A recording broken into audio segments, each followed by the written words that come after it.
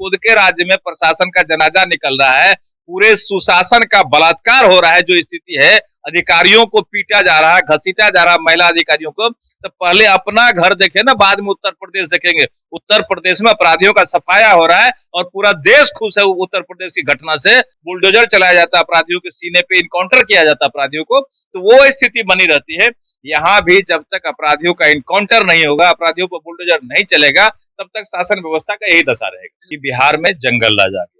और जिस तरह की घटना कल घटी है, जो खनन पदाधिकारी हैं उनके साथ मारपीट की गई और जो महिला पदाधिकारी उन्हें घसीटा गया, तो इससे बड़ा जंगल राज का उदाहरण कुछ नहीं हो सकता है कि बिहार में जंगल राज व्याप्त है। सरकार कान में तेल देकर के सोई हुई है, घटनाएं घट रही है और ऐसा प्रतीत होता है कि लगता है कि जो अपराधी है वो सरकार के संरक्षण में अपराध कर रहे हैं, उनका कोई बाल बाका करने वाला नहीं है। जहरीली शराब कौन पी रहे हैं? कोई अमीर आदमी जहरीली शराब नहीं पीता है, जो गरीब लोग हैं वही जहरीली शराब पी रहे हैं। तो उनको निश्चित रूप से मुआवजा मिलनी चाहिए, सरकार बिना शर्त कंडीशन को उन्हें मुआवजा दे, यही हम लोग का डिमांड है। तो उनका मेमोरी बीच बीच में लोग कहते हैं गड़बड़ा रहा है, तो ऐसी स्थिति में तो उनको संन्यास लेकर के राम नाम करना चाहिए। राम नाम से बेहतर कोई उपाय नहीं है।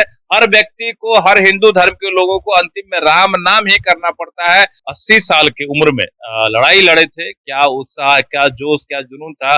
और अंग्रेजों से लड़ने के बाद उनके हाथ में जब गोली लग गई तो उन्होंने हाथ काट के फेंक दिया था।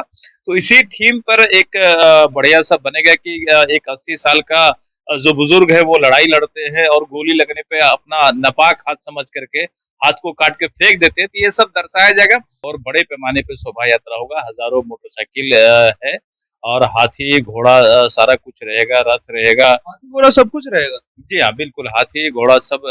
एक जो बजाबता झांकी होता है वो बाबू वीर कुंवर सिंह का झांकी भी उसमें बनेगा। रक्षा मंत्री आदरणीय राजनाथ सिंह जी का कार्यक्रम पहले बिहार में था, जो आदरणीय रूढ़ी जी के क्षेत्र में एक क्षत्रिय छात्रावास का उद्घाटन होना था, उसमें कार्यक्रम होना था, लेकिन किसी कारणवश, विशेष कारणवश मुझे लगता है कि वो प्रोग्राम बढ़ गया है।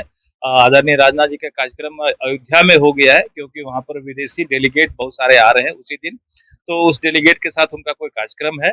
तो मुझे लगता है कि ये कार्यक्रम बाद में होगा, अभी तो फिलहाल उसका डेट नहीं आया है, लेकिन वो भी कार्यक्रम राजनाथ जी आएंगे और मुझे लगता है कि बाद में आएंगे। नमस्कार, मेरा नाम शुभम कृष्णा है। देखिए, भारतीय जनता पार्टी द्वारा एक कार्यक्रम आयोजित किया जा रहा है 23 अप्रैल को। वीर कुंवर सिंह पे एक शोभा यात्रा है और एक और कार्यक्रम। उसके संयोजक पूर्व मंत्री भाजपा नेता नीरज कुमार सिंह बबलू हमारे साथ मौजूद है। सर, स्वागत है। धन्यवाद। क्या है कार्यक्रम, विस्तार पूर्वक जरा बताएंगे। देखिए, कार्यक्रम है बाबू वीर कुंवर सिंह का विजयोत्सव समारोह मनाया जाता है हर वर्ष।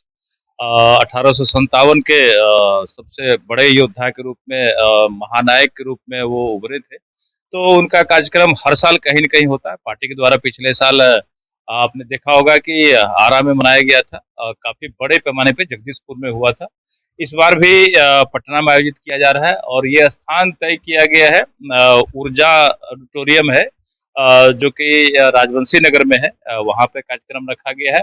और कार्यक्रम 2 लेवल पे होगा। पहला कार्यक्रम होगा मॉर्निंग में, जो शोभा यात्रा होगा और बड़े पैमाने पे शोभा यात्रा होगा, हजारों मोटरसाइकिल है और हाथी घोड़ा सारा कुछ रहेगा, रथ रहेगा। हाथी घोड़ा सब कुछ रहेगा। जी हाँ बिल्कुल, हाथी घोड़ा सब। एक जो बजाबता झांकी होता है वो बाबू वीर कुंवर सिंह का झांकी भी उसमें बनेगा।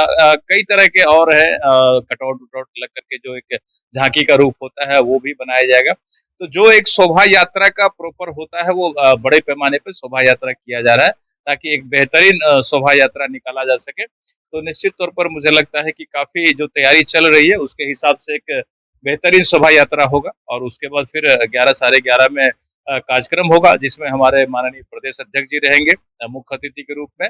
और बाकी जितने भी हमारे बिहार प्रदेश के नेता है, जो केंद्र में भी मिनिस्टर हैं, वो सारे लगभग लोग इसमें रहेंगे। सारे लोगों को इनवाइट किया गया है, कई लोगों की सहमति आ गई है। तो यही कार्यक्रम है जो विशेष तौर पर किया जा रहा है। राजनाथ सिंह जी की भी आने की चर्चा हो रही थी। देखिए, माननीय रक्षा मंत्री आदरणीय राजनाथ सिंह जी का कार्यक्रम पहले बिहार में था, जो आदरणीय रूढ़ी जी के क्षेत्र में एक क्षत्रिय छात्रावास का उद्घाटन होना था, उसमें कार्यक्रम होना था, लेकिन किसी कारणवश, विशेष कारणवश मुझे लगता है कि वो प्रोग्राम बढ़ गया है। आदरणीय राजनाथ जी का कार्यक्रम अयोध्या में हो गया है, क्योंकि वहां पर विदेशी डेलीगेट बहुत सारे आ रहे हैं उसी दिन, तो उस डेलीगेट के साथ उनका कोई कार्यक्रम है। तो मुझे लगता है कि ये कार्यक्रम बाद में होगा। अभी तो फिलहाल उसका डेट नहीं आया है, लेकिन वो भी कार्यक्रम राजनाथ जी आएंगे और मुझे लगता है कि बाद में आएंगे। शोभा यात्रा द्वारा क्या कुछ संदेश देंगे सर आप? देखिए, शोभा यात्रा एक बाबू वीर कुंवर सिंह किस तरह से 80 साल की उम्र में लड़ाई लड़े थे, क्या उत्साह, क्या जोश, क्या जुनून था, और अंग्रेजों से लड़ने के बाद उनके हाथ में जब गोली लग गई तो उन्होंने हाथ काट के फेंक दिया था। तो इसी थीम पर एक बढ़िया सा बनेगा कि एक 80 साल का जो बुजुर्ग है वो लड़ाई लड़ते हैं और गोली लगने पे अपना नापाक हाथ समझ करके हाथ को काट के फेंक देते हैं। तो ये सब दर्शाया जाएगा। मेन उद्देश्य होता है कि किसी भी कार्यक्रम का या किसी शोभा यात्रा का जो हमारे नई पीढ़ी के लोग हैं वो उस चीज को जाने, जो इतिहास की बातें हैं उसको समझे, जो हमारे इतिहास पुरुष हैं उनके कामों को, उनके जो एक लड़ाई का उत्साह से उन्होंने जो लड़ाई लड़ा, जो उन्होंने देश और राज्य के लिए किया, इसके बारे में जानना जरूरी होता है युवा पीढ़ी को। तो उनको जनाने के लिए, बताने के लिए ये कार्यक्रम हो रहा है। और खास करके जो शोभा यात्रा है इसमें हमारे युवा लोग विशेष तौर पर भागीदारी इसमें ले रहे हैं। यही लगभग कार्यक्रम है। बिहार की राजनीति के परिप्रेक्ष्य में क्या कुछ देख रहे हैं? और बालू माफिया, शराब माफिया, एक लेडीज इंस्पेक्टर को दौरा दौरा कर पीट रहे हैं, पूर्णतः शराबबंदी के बावजूद जो है 2-2 दर्जन लोग मर रहे हैं। देखिए, ये लगातार हम लोग कह रहे हैं कि बिहार में जंगल राज आ गया, और जिस तरह की घटना कल घटी है, जो खनन पदाधिकारी हैं उनके साथ मारपीट की गई और जो महिला पदाधिकारी उन्हें घसीटा गया, तो इससे बड़ा जंगल राज का उदाहरण कुछ नहीं हो सकता है कि बिहार में जंगल राज व्याप्त है। और जो स्थिति चारों तरफ बनी हुई है, सहरसा में कोर्ट परिसर में घुस के गोली मार दिया गया, अभी बैंक लूट कर लिया गया, बैंक में बैंक गार्ड को गोली मार दिया गया, लगातार घटनाएं घट रही, छपरा में 3-3 लोगों को पीटते पीटते मार दिया गया, ऐसी कई घटनाएं हैं। फतुहा में गोली चलाया गया, सरकार इधर मुख्यमंत्री जी बैठे हैं, उनके नाक के नीचे गोली चल रही है, उसके बाद आगजनी हो रहा है। तो सरकार कान में तेल देकर के सोई हुई है, घटनाएं घट रही है, और ऐसा प्रतीत होता है कि लगता है कि जो अपराधी है वो सरकार के संरक्षण में अपराध कर रहे हैं, उनका कोई बाल बाका करने वाला नहीं है। यही स्थिति बिहार की है। पूरी तरह बिहार में जंगल राज व्याप्त है और लोग बालू और दारू में मस्त है। जिस तरह से जहरीली शराब पी के लोग मर रहे हैं, तो हम समझते हैं माननीय मुख्यमंत्री जी को इस पर विशेष रूप से एक्शन लेना चाहिए, क्योंकि ये नरसंहार से बड़ा नरसंहार है। 100 लोग मर रहे हैं और फिर अभी 32 से 35 लोग मर चुके हैं।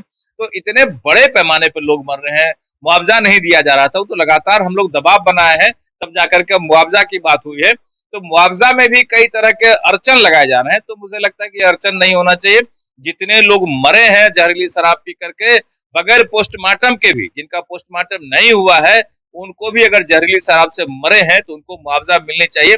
क्योंकि गरीब मरे हैं, दलित मरे हैं, अति पिछड़ा वर्ग के लोग मरे हैं, जो निसहाय लोग हैं, मैक्सिमम वही जहरीली शराब कौन पी रहे हैं? कोई अमीर आदमी जहरीली शराब नहीं पीता है, जो गरीब लोग हैं वही जहरीली शराब पी रहे हैं। तो उनको निश्चित रूप से मुआवजा मिलनी चाहिए, सरकार बिना शर्त कंडीशन को उन्हें मुआवजा दे, यही हम लोग का डिमांड भी है। कुछ दिन पहले तक आप लोग भी सरकार में थे और कह रहे थे नीतीश कुमार बहुत अच्छे मुख्यमंत्री, बहुत अच्छा काम कर रहे हैं। देखिए, जब जब नीतीश कुमार जी एनडीए में रहे हैं तब तब निश्चित रूप से बढ़िया काम हुआ है। आप एक इतिहास उठा के देखिए कि एनडीए के समय में किस तरह काम हो रहा था और जब जंगल राज के शासन आता है तो किस तरह से काम होता है। जंगल राज में आते ही अपराधी बेकाबू हो जाते हैं और अपराध की घटनाएं दिन दुना रात चौगुना बढ़ जाता है। लेकिन जब एनडीए की सरकार रहती है तो अपराधी बेकाबू नहीं रहते हैं और अपराधियों पे अंकुश रहता है।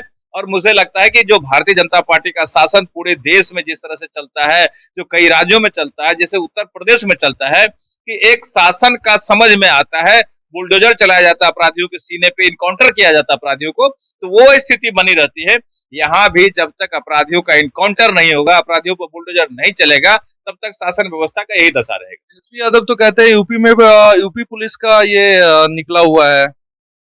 देखिए, तेजस्वी यादव क्या कहते हैं, उनको अपने राज्य को देखना चाहिए कि उनके अपने खुद के राज्य में प्रशासन का जनाजा निकल रहा है, पूरे सुशासन का बलात्कार हो रहा है, जो स्थिति है, अधिकारियों को पीटा जा रहा है, घसीटा जा रहा है महिला अधिकारियों को, तो पहले अपना घर देखे ना, बाद में उत्तर प्रदेश देखेंगे। उत्तर प्रदेश में अपराधियों का सफाया हो रहा है और पूरा देश खुश है उत्तर प्रदेश की घटना से। और बिहार में जिस तरह से लॉ एंड ऑर्डर बिगड़ा हुआ है ना, तो पहले अपने आंगन में झांके, उसके बाद अड़ोस पड़ोस में झांकेंगे। पुलिस के रहते मर्डर कर दी जाती है और आप कहते हैं पूरा देश खुश है। देखिए, अपराधियों का सफाया हो रहा है, और जब घटना घट रही है तो अपराधियों में इतना भय है कि अपराधी फरार नहीं हो पा रहा है और अपराधी डर से सरेंडर कर रहा है, क्योंकि पता है अपराधियों को कि अगर हम फरार होंगे तो हमारा इनकाउंटर होगा, हमारे घर पर बुलडोजर चलेगा। अगर कोई आत्मघाती कदम उठाता है उसमें प्रशासन क्या करेगा? प्रशासन का ये काम है कि अगर घटना घटती है तो अपराधियों की गिरफ्तारी हो, अपराधियों को जेल भेजा जाए। उसमें उत्तर प्रदेश पुलिस सबसे आगे है